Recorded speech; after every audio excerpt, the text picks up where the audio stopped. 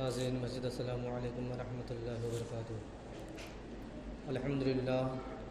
الحمدللہ رب العالمین والعاقبۃ للمتقین والصلاة والسلام علی سید المرسلین وعلی آلہ واصحابہ اجمعین، اما بعد فاعوذ باللہ من الشیطان الرجیم، بسم اللہ الرحمن الرحیم، ان اولیاؤہ الا المتقون۔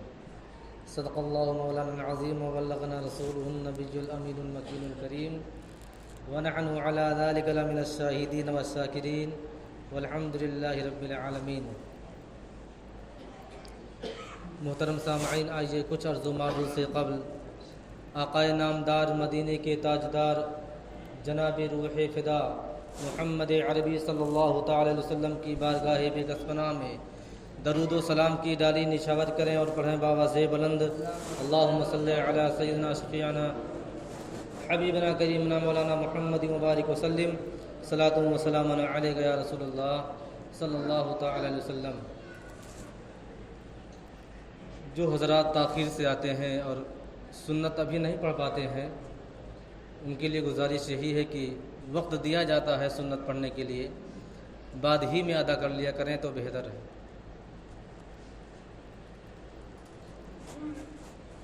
محترم سامعین، یہ ماہ ربیع الاخر چل رہا ہے، جو حضور غوث پاک رضی اللہ تعالیٰ عنہ کے مہینے کی یادگار کے طور پر لوگ جانتے اور پہچانتے ہیں۔ حضور غوث پاک رضی اللہ تعالیٰ عنہ کی شخصیت اور آپ کا مرتبہ اللہ تبارک و تعالیٰ نے تمام اولیاء کرام پر سب سے زیادہ فضیلت بخشی ہے۔ حضور غوث پاک رضی اللہ تعالیٰ عنہ کے واقعات اور آپ کی سیرت آپ کے والد ماجد کے اس واقعے سے شروع کی جاتی ہے جو دریا میں بہتا ہوا سیب جا رہا تھا، کیونکہ اگر وہ بات نہ بتائی جائے تو ادھوری سی معلوم ہوتی ہے، کیونکہ وہی سیب ایک ذریعہ بنا تھا اس باغ تک پہنچنے کے لیے، اور وہ باغ ذریعہ بنا تھا آپ کے عقد میں اس باغ کے مالک کی بیٹی کا آپ کی زوجیت میں آنا۔ اور اس طرح جب دونوں فرد کی آپس میں نکاح ہوتی ہے تو اسی خاندان میں حضور غوث پاک رضی اللہ تعالیٰ عنہ کی ولادت باسعادت ہوتی ہے۔ حضور غوث پاک رضی اللہ تعالیٰ عنہ آپ سید گھرانے سے تعلق رکھتے ہیں، اور والد کی طرف سے حسنی بھی سید ہیں اور والدہ کی طرف سے حسینی بھی سید ہیں۔ آپ کا نسب دونوں طرف سے حضرت امام حسن و حضرت امام حسین رضی اللہ تعالیٰ عنہ سے جا کر ملتا ہے۔ حضور غوث پاک رضی اللہ تعالیٰ عنہ کو ایسے ہی ولیوں کا سردار نہیں بنایا گیا، بلکہ آپ نے اپنی زندگی میں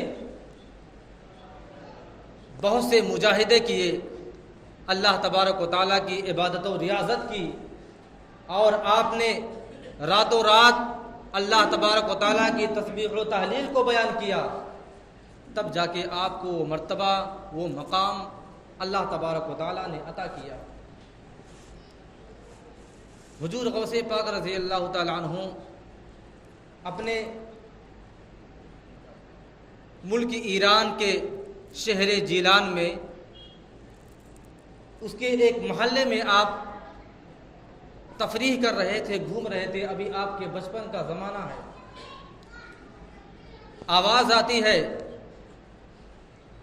اے عبد القادر بڑے ہو کر کے کیا بننا چاہتے ہو، کیا بنو گے؟ عاشق بنو گے یا محبوب؟ ایک بادل کے ٹکڑے سے آواز آئی، عبد القادر کیا بنو گے بڑے ہو کر کے؟ عاشق بنو گے یا محبوب؟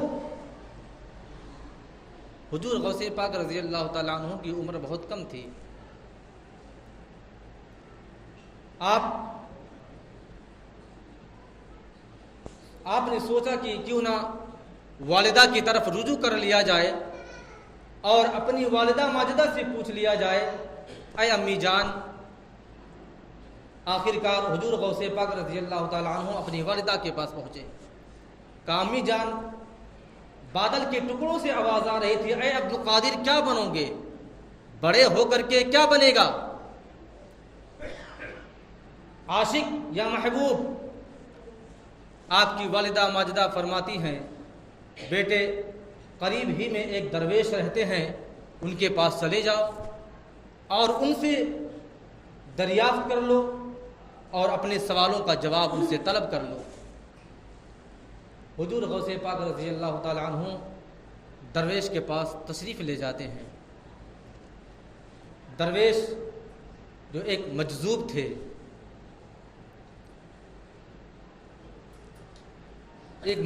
تھے، لیکن اللہ تبارک و تعالیٰ کے پائے کے ولی تھے. یہ عشق انسان کو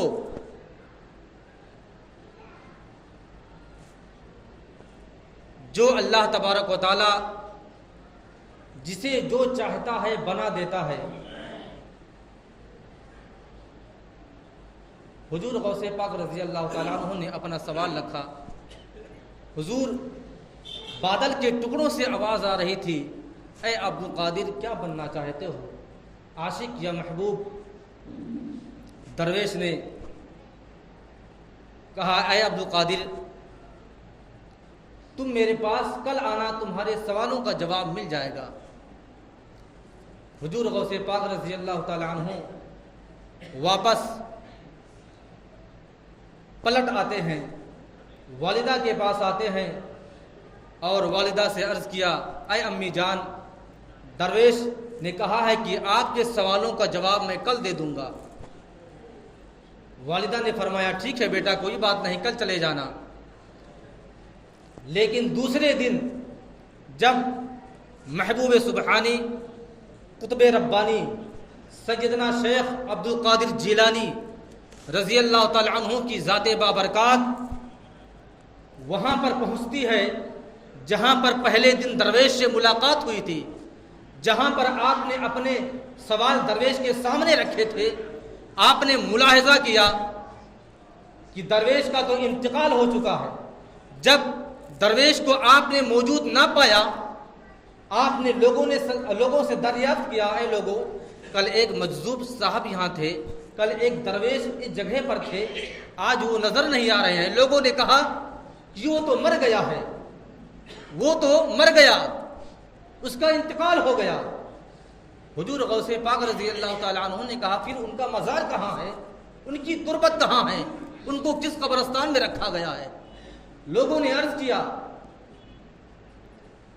کہ ان کو کسی قبرستان میں نہیں دفن کیا گیا، بلکہ ان کے تو حسب نسب کا پتہ نہ تھا، ان کے بارے میں کسی کو کوئی علم نہ تھا، وہ کیا تھے، کیسے تھے، کیا کرتے تھے.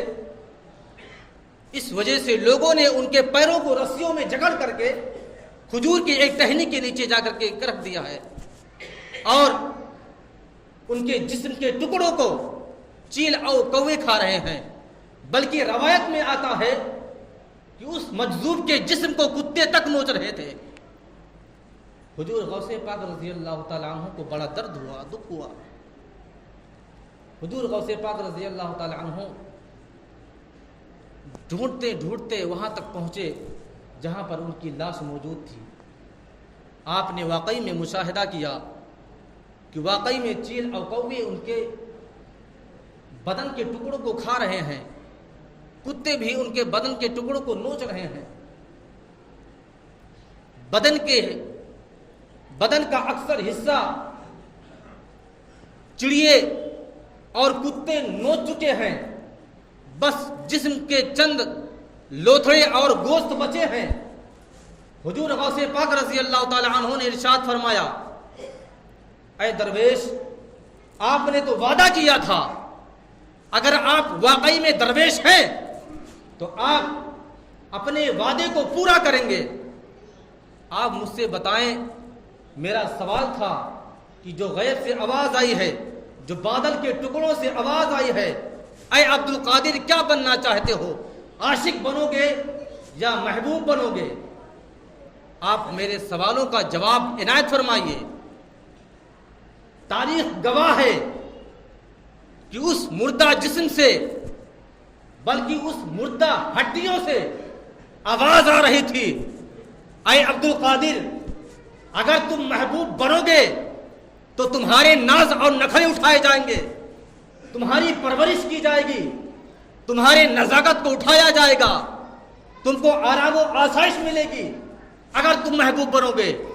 لیکن اے عبد القادر، اگر تم عاشق بنو گے تو تمہارے سامنے لاش موجود ہے، اس طرح تمہیں برداشت کرنا ہوگا، اب فیصلہ کرو تم کیا بنو گے۔ تب اس وقت شیخ عبد القادر جیلانی نے اعلان کیا تھا، اے درویش، اگرچہ میں آپ کو چشمدید اس طرح دیکھ رہا ہوں، لیکن میں رب تبارک و تعالیٰ سے وعدہ کرتا ہوں کہ میں محبوب نہیں بلکہ عاشق ہی بنوں گا اور عاشق ہی بن کر کے دکھاؤں گا۔ حضور غوث پاک رضی اللہ تعالیٰ عنہ نے اس طرح کہا تھا۔ اور جب آپ کی عمر مبارک تقریباً 18 سال ہوئی تو واقعات میں آپ نے سنا ہوگا کہ حضور غوث پاک رضی اللہ تعالیٰ عنہ نے اپنی والدہ ماجدہ سے جب اجازت چاہی کہ میں بغداد کی سرزمین پر جا کر کے علم دین حاصل کرنا چاہتا ہوں، اے والدہ محترمہ، آپ مجھے اجازت دے دیں۔ اس وقت جب آپ جیلان سے نکلے تھے اس عمر میں، تو جیلان سے نکل کر کے آپ ایک شہر جنجان میں پہنچے۔ جنجان کے آگے جب گزرے آپ تو آپ شہر ہمدان میں پہنچے۔ ہمدان کی زمین دلدل اور کیچڑ والی زمین تھی، اور ہمدان کی سرزمین وہ سرزمین ہے جس سرزمین پر حضور غوث پاک رضی اللہ تعالی عنہ کے دستے حق پرست پر تقریباً 70 ڈاکوؤں نے اور اس کے تمام ہمراہیوں نے آپ کے دستے اقدس پر توبہ کیا تھا اور وقت کے ولی بنا دیے گئے تھے۔ وہی ہمدان کی سرزمین تھی۔ وہاں سے آگے گزرے، پھر بغداد پہنچے، اور حضور غوث پاک رضی اللہ تعالی عنہ نے 7 سال تک علم دین حاصل کیا۔ آپ کی عمر مبارک 25 سال ہو گئی، لیکن آپ کو مقام اور مرتبہ ایسے نہیں ملا، بلکہ آپ نے جو وعدہ کیا تھا ایک درویش کے سامنے، اللہ تبارک و تعالیٰ سے وعدہ کیا تھا کہ میں محبوب نہیں بلکہ عاشق بنوں گا۔ اور حضور غوث پاک رضی اللہ تعالیٰ عنہ کی زندگی کا آپ مطالعہ کریں گے تو آپ دیکھیں گے کہ حضور غوث پاک رضی اللہ تعالیٰ عنہ کے پاس جب کچھ سامان کھانے پینے کا نہ تھا، جب آپ جنگلوں کی طرف آپ کا گزر ہوا، آپ راتوں دن جنگلوں میں رہتے تھے، اللہ تبارک و تعالیٰ کی راتوں دن عبادت و ریاضت کیا کرتے تھے۔ یہی نہیں بلکہ آپ کو کتنے لوگوں نے پاگل اور کچھ الٹا سیدھا سمجھ کر کے آپ کو پتھروں سے زد بھی کیا گیا، لوگوں نے آپ کو پتھر بھی مارے۔ کیوں؟ اس وجہ سے حضور غوث پاک رضی اللہ تعالیٰ عنہ کا مرتبہ اور مقام اس طرح اعلیٰ اور بلند نہیں ہے، بلکہ اللہ تبارک و تعالیٰ نے آپ کی عبادت و ریاضت کو دیکھا۔ حضور غوث پاک رضی اللہ تعالیٰ عنہ نے جب آپ کی تعلیم مکمل ہو گئی، آپ جب علم دین کے فروغ کے لیے نکلے تو تاریخ میں آتا ہے کہ حضور غوث پاک رضی اللہ تعالیٰ عنہ کو تقریر بولنا نہیں آتا تھا، آپ وعظ نہیں کر سکتے تھے، کسی کے سامنے تقریر نہیں بول پاتے تھے۔ لیکن ایک شب جب آپ سوئے ہوئے تھے، آپ کے خواب میں حضور تاجدار مدینہ صلی اللہ علیہ وسلم تشریف لائے اور آپ نے فرمایا، اے عبد القادر، تم مجمع میں وعظ کہا کرو، تقریر بولا کرو۔ حضور غوث پاک رضی اللہ تعالیٰ عنہ نے عرض کیا، حضور مجھے تو تقریر بولنا ہی نہیں آتا، کیسے تقریر بولی جاتی ہے، کیسے وعظ کہا جاتا ہے؟ تب حضور تاجدار مدینہ صلی اللہ علیہ وسلم نے اپنا لعاب دہن 7 بار سیدنا عبد القادر جیلانی رضی اللہ تعالی عنہ کے منہ میں اپنے لعاب کو 7 بار ڈالا، اور حضور غوث پاک رضی اللہ تعالی عنہ کا فرمان ہے کہ نبی کے تشریف لے جانے کے بعد فوراً حضرت علی رضی کرم اللہ تعالی عنہ الکریم تشریف لائے، اور آپ نے 6 بار اپنے لعاب کو میرے منہ میں ڈالا، اور اس کے بعد سے میں نے ایسی تقریر کرنی شروع کی کہ تاریخوں میں بھی آتا ہے کہ حضور غوث پاک رضی اللہ تعالی عنہ جب وعظ فرماتے تھے، جب تقریر فرماتے تھے، تو آپ کے مجمع کی تعداد 70 ہزار کی تعداد ہوتی تھی، اور جب آپ کی تقریر مکمل ہو جاتی تھی تو تاریخ گواہ ہے کہ اس مجمع سے 10 20 اور سینکڑوں کی تعداد میں لاشیں اٹھائی جاتی تھی۔ کیوں؟ اس وجہ سے کہ آپ کی تقریر میں اتنا دم اور اتنی طاقت ہوتی تھی، اتنا پاور ہوتا تھا، آپ کے بیان میں اتنا زیادہ اچھا انداز اور آپ کے لہجے میں اتنا پیارا لہجہ تھا کہ حضور غوث پاک رضی اللہ تعالی عنہ کی تقریر سے، آپ کے تقریر بولے جانے والے مجمع سے کئی لوگوں کی لاشیں اٹھائی جاتی تھیں، اور یہ بھی بتایا جاتا کہ حضور غوث پاک رضی اللہ تعالی عنہ کے مجمع میں شامل ہونے والا ہر شخص جو سب سے آگے بیٹھا رہتا تھا، جس طرح اس کو آواز سنائی دیتی تھی اسی طرح ہو بہو سب سے پیچھے والے شخص کو بھی آپ کی آواز پہنچتی تھی۔ حضور غوث پاک رضی اللہ تعالیٰ عنہ اپنی تقریر میں ایک مرتبہ معراج کا ذکر فرما رہے تھے۔ آپ حضور غوث پاک رضی اللہ تعالیٰ عنہ فرما رہے تھے کہ میرے حضور گئے اور جنت کی سیر کی، رب تبارک و تعالیٰ سے ملاقات کی، مسجد حرام گئے، مسجد اقصیٰ گئے، 7 آسمانوں کی سیر کی، لیکن جب واپس آئے تو دروازے کی زنجیر بھی ہل رہی تھی، بستر بھی گرم تھا۔ اب کچھ لوگ لفنگے ایسے ہوتے ہیں مجمع میں جو اعتراض کرنے کے لیے کھڑے رہتے ہیں، اعتراض کرنے کے لیے کچھ لوگ کھڑے رہتے ہیں۔ ایک شخص تھا، اس کو اعتراض تھا کہ نبی اور اتنی جنت و دوزخ کا بھی سیر کیے، 7 آسمان پر بھی گئے، رب سے ملاقات بھی کی، اور مسجد الحرام بھی گئے، مسجد اقصیٰ بھی گئے، امامت بھی فرمائی، اور بستر بھی گرم تھا، کیسے ہو سکتا ہے؟ وہ شخص آپ کے مجمع سے اٹھ کے چلا گیا، دیکھا تو بیوی مچھلیاں بنا رہی تھی۔ اس نے کہا ٹھیک ہے، مچھلی بنا رہی ہو بناؤ، میں ابھی دریا سے نہا کر کے آتا ہوں واپس۔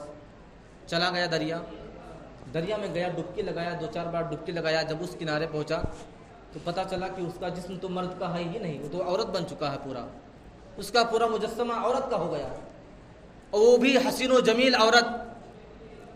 کسی بادشاہ کے لڑکے کا گزر ادھر سے ہوا، اس کی نظر اس پر پڑی، فریفتہ ہو گیا، اسے شادی کرنے کے لیے تیار ہوا، اپنے گھر لے گیا، شادی بھی کر لیا۔ تاریخ میں آتا ہے کہ اس سے تقریباً 13 بچے بھی پیدا ہوئے۔ اب سوچئے آپ کہ 13 بچہ پیدا کرنے کے لیے کتنی عمر درکار ہے، کتنے وقت کا عرصہ گزر جائے گا، تب جا کے 13 بچہ پیدا ہوگا۔ اور اتفاقاً پھر واپس آیا، اسی دریا میں غسل کیا، نہایا، اور دوسرے کنارے جب پہنچا تو دیکھا کہ میرا پورا جسم تو مرد کا ہے۔ واپس گیا، سوچا کہ واپس جانے کا کیا مطلب، کتنے سال گزر چکے، پتہ نہیں میری بیوی زندہ ہوگی یا نہیں ہوگی، میرے گھر کا عطا پتہ ہوگا کہ نہیں ہوگا۔ واپس گیا اور کیا دیکھتا ہے کہ گھر بھی موجود ہے، اور میری بیوی جو مچھلیاں بنا رہی تھی ابھی تک تو مچھلیاں ہی بنا رہی ہے، 13 بچے بھی پیدا ہو گئے۔ اور وہاں سے اٹھا، فوراً حضور غوث پاک رضی اللہ تعالیٰ عنہ کی محفل میں آیا، کیا سماعت کیا کہ ابھی تو معراج کا واقعہ ہی چل رہا ہے، ابھی تو معراج کا واقعہ ہی بیان ہو رہا ہے۔ تب اسے سمجھ میں آیا کہ جب نبی کے غلاموں کا یہ عالم ہے تو پھر نبی کا عالم واقعی میں عالم کیا رہا ہوگا۔ اللہ تبارک و تعالیٰ کی بارگاہ میں دعا ہے کہ اللہ تبارک و تعالیٰ ہم تمامی مسلمانوں کو نیک بنائے، ایک بنائے، صراط مستقیم پر چلنے کی توفیق و رفیق عطا فرمائے۔ فجور غوث پاک رضی اللہ تعالیٰ عنہ سے سچی پکی محبت کرنے کی توفیق و رفیق عطا فرمائے۔ وآخر دعوانا الحمدللہ رب العالمین۔ السلام علیکم۔